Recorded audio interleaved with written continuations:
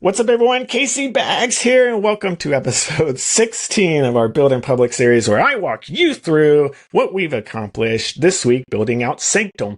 So if you're unfamiliar, Sanctum is essentially the design app for tabletop roleplay games. So what does that actually mean? Because that doesn't exist. Well, think of Affinity. Affinity Studio, very popular right now, allows you to do, it's like 3 design apps in one, right? You have a design app devoted to illustration.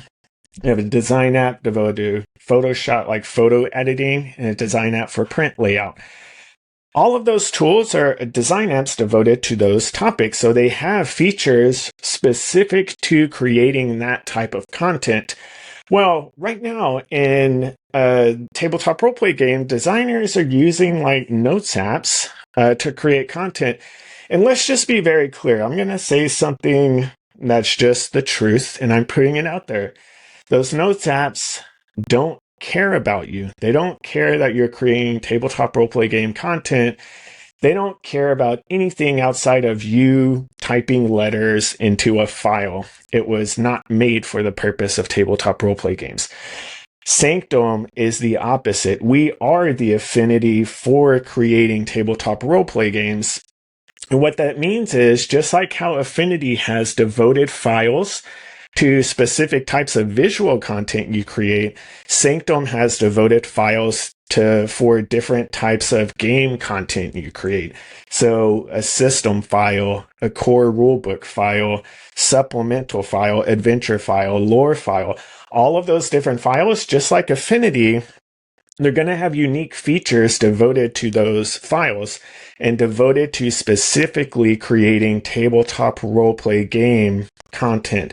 So what we're doing is highly special. We have already built an additional layer that Affinity doesn't provide, a version control on top of that. So that means that you can safely work independently of each other.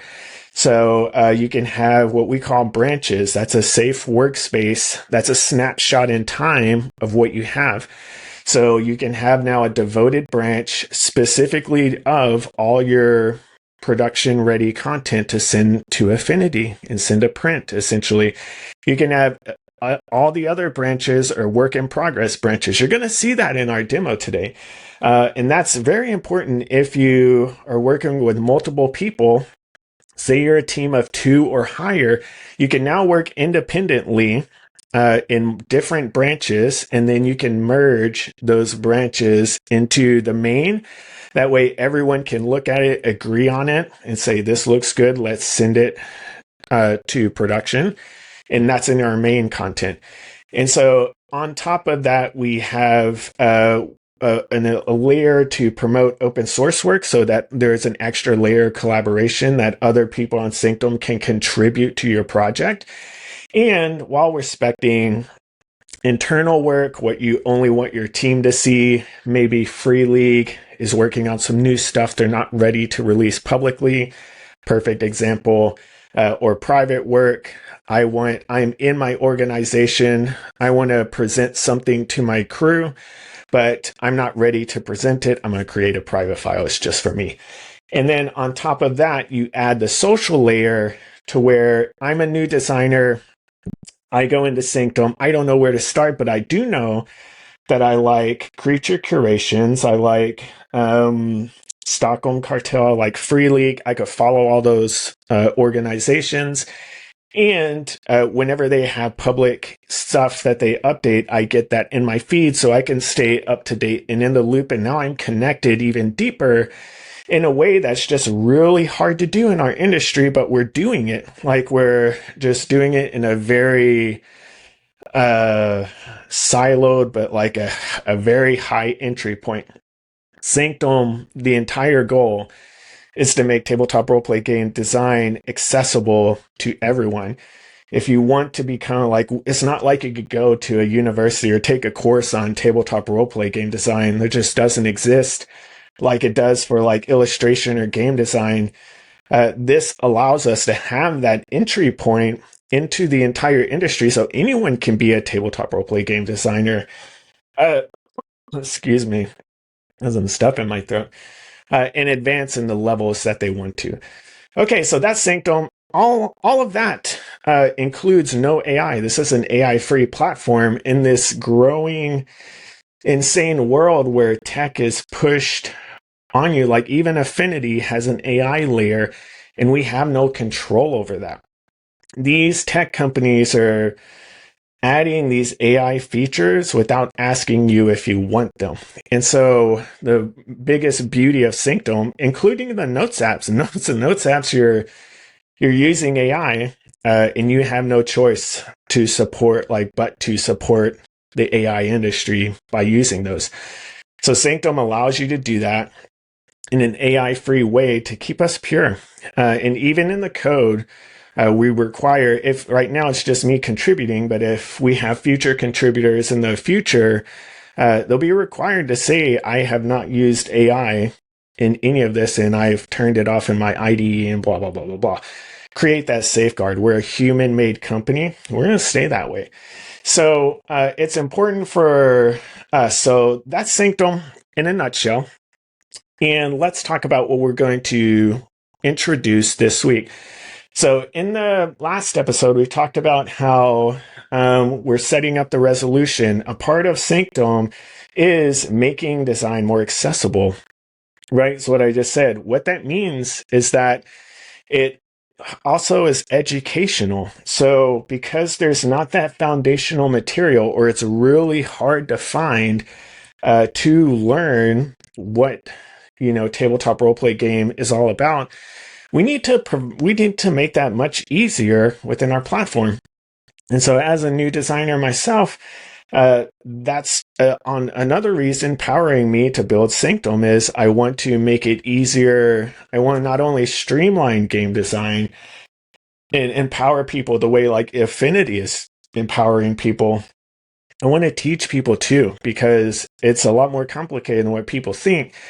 With systems, like some people think a core rulebook is the system, but it's separate, right? The system is the engine. The core rulebook is the theme of the system. That's essentially the entire aspect of hacks, right? You're taking the system, you're just applying a new theme to it.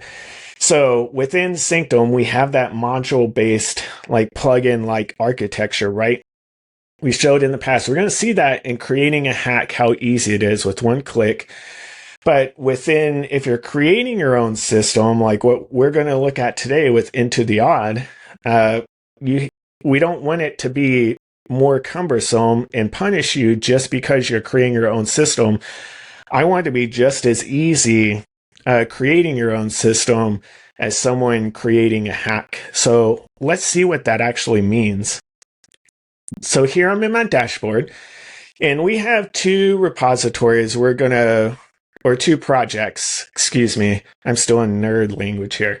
Before we release, repositories are going to change to projects. I want to give a special shout out to Johan for kind of challenging me on that syntax. And I hope to get more feedback in changing the verbiage and stuff to make sure that it's cohesive to all the designers in the industry and not just super nerd developers like me. But we're going to look at two different examples. We have Fomoria and we have Into the Odd. Fomoria, as we know, created by Johan Nor, just closed the Kickstarter, I believe, a couple weeks. And it's essentially what I would call a vanilla Mörk Borg hack. And I appreciate that. Johan doesn't, in the stuff that he produces, he doesn't really change the Mörk Borg engine like most hacks do. Most hacks like to customize the engine. And I appreciate Johan for just using the vanilla Mörk Borg. I think it's easier and more accessible for people who know Mörk Borg. However, that's an assumption. I don't have the book yet. It's in development, so we're going to pretend that is the case. And then we're going to see the difference in how easy creating your own custom system is now that we have resolution templates, which is what we built this week. So let's dive into it. Okay, so I'm in my Fomoria project. I have a system file. We can see I've already named it Fomoria System. And I'm going to go into it. We can see that we're in our resolution. We don't have anything set up. And we have our mechanics section, our procedures, which is the rules. What do you want happening? All of this stuff. Right now, we're still working on resolution. All that's left after this is analysis, and we're going to move on to blocks and formulas and rules, and then we'll move on to the core rulebook file. And I think that's when dots will massively start connecting. But we can see that we don't have any licenses, and we don't want that. We don't want to touch anything. We know that we want this to be a Mörk Borg hack, so I'm going to go to extensions. And we have a few extensions here, but most importantly, we have the Mörk Borg engine by Stockholm Cartel. Now, of course, this is all fake data. We have not launched yet, so this is fake Stockholm Cartel. So I'm going to add the Mörk Borg engine. We can see that we're now licensed. We go to our license. We have the Mörk Borg third-party license. If I wanted to create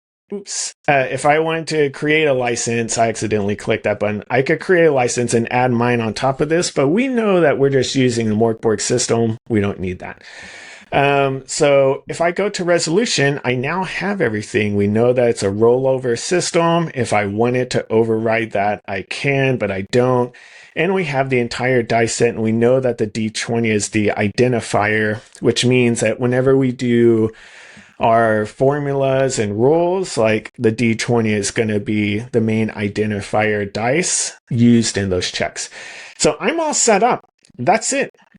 That's the entire process. So we covered this last week. There's nothing, the point of me covering it this week to show how easy that was. We literally just went in extensions and clicked Mörk Borg engine. That's it. So what about if you don't want to create a hack and you want to create your own system? Well, let's go into our Into the Odd project. We don't have any files set up. What I'm going to do is I'm going to create a new system file. And we're going to title this. We know this is going to be our odd system. I mean, that would be a good name for the Into the Odd system, but I'm sure it's already named by now. We're not going to add any extensions because we know that we want to create our own. But so let's create the tool first. We're going to click dice. And now that we have dice, we need to add, like, what type of dice set do we want to add to this? So we covered this in the past. You could create a custom set if we wanted to. So we would choose a method, and then we would add however many, whatever we want that dice to add. But that's a lot of work. And in Sanctum, it should be just as easy creating your custom set as what it was creating a hack, which is a one-click solution. And that's where we have our popular sets. Now, I only have 3 here in this demo, but whenever we launch, we're going to have all the popular sets. So it's going to be like 10 plus. I got a list of pretty much every single, not every, like it's impossible to know every single, but all the most common sets that are used. And notice what we're doing here. We're telling you the name of the set. We're telling you what type of method it is and giving you a description of like what the result of using this resolution is. So for example, the rollover polyhedral is the most common. It's cinematic, favors swingy results. We know that there's 7 dice that range from D4 to a D100. We have a roll under. We know that now it's a high transparency, and they know the probability at a glance. And then I went ahead and threw in the D6 set like GURPS with the meat beat. So now we have this entry point that's just as easy. So what I'm going to do is Into the Odd uses the roll under standard polyhedral. I'm going to click that. And bam, we instantly have our entire resolution set up with the identifier. If I wanted to fine tune this, I could fine tune it at any level I believe this is what Into the Odd uses. If I remember correctly, I'd have to pull my book out. But that's it. And that's essentially the system. So now I can move forward to creating blocks, which are essentially components and formulas and rules and what have you. And then if I want other people to be able to use this file, I can make sure that the repository is public. I believe this one's public, and I can publish the file. So that's it. I mean, that doesn't seem like a lot because it was so fast, but this stuff is so powerful. Like, what we're doing is a fundamental, literal game changer for designers, empowering you in a way that has never existed before. So what does all this mean? Like, why do I care that I have a system file that basically creates all this metadata that I'm not even thinking about in a Notes app? Well, this matters because remember, Sanctum at its core is that modular-based file system that you don't get in Affinity or in Notes apps or anything. So we have this system file because in the future, when we create a core book, we can now add that system file as a dependency, and we get all of this information to be able to sync into that system file. So for example, we have our dice here. Can you imagine like having a system file, which is probably going to be more Notes-like, but it's still going to have unique features like this, like character templates and stuff like that. But can you imagine tagging like a dice, and it pulls up all of this information that we have here, and it syncs here? What that means is as you create more content that is dependent on each other, now in the future, let's say I've created the core rulebook, multiple adventures, multiple supplement files. Other people have created supplement files, and it just that tree extends beyond and beyond. Now, if I publish this file, which is how other people use it, including ourselves, and I make a change to the D4 and I overwrite it, and then I publish a new version, like version 1.2 or whatever, notice like in our versioning, I've added descriptions and we have more semantic version naming. So we have patch, minor, major, but we've moved the notes so that way a patch is non-breaking changes and bug fixes, minor non-breaking changes and new features, and major are breaking changes. I create a new release. Everyone in every other file using this gets an update. A new version is released. Here's what you can expect. And now everything ripple effects and updates. I don't have to worry about that anymore. We now have a fully modular-based dependent system that we can automatically update everything from the single source of truth, depending on how well you are at organizing your files. And now, because I'm in the main branch and it's protected, I can now in the future say, okay, let's, export this as a rich text file to send to our public, like our layout designer, and they're going to have everything. Like, this is so massive what we're doing. So that's it for this week. Thank you so much for watching, making it this far. If you're not a part of our early adopter program and you are a designer or aspiring designer, please contact me on Discord. Go to our website, Nurl, TTRPG.com. Go to reserve a spot on the Sanctum and fill out this verbose form. If you find me on Discord or any social media, just let me know, and it's probably easier to do that. You don't have to fill out the form this way. Just contact us. That's all that matters. Please like, subscribe, do all that stuff. It really helps us out. And in the future, we will be changing the user-facing name to Sanctum. So I've already done that across the board on most of our social stuff.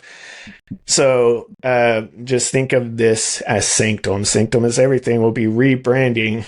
If you like to brand stuff, please contact us. I need help. It's just me. I have an advertising background, so I do have the eye for branding, but I'm drowning. I'm building a giant product that doesn't exist in the world, and we're building like essentially an affinity level product. It's a lot of work. So I will take all the help I can get. Thank you so much. I appreciate all of you. Peace. Bye-bye.